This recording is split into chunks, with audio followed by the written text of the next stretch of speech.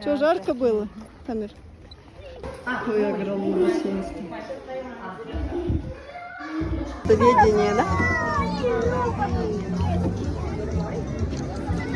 Пришли в парк. Парке. Тамир идет. Че, как там? Возможно, там страшно. Скоро мы пойдем. Так, с Ультимкой сейчас а там же водопад. Там просто можно посмотреть. Снимать.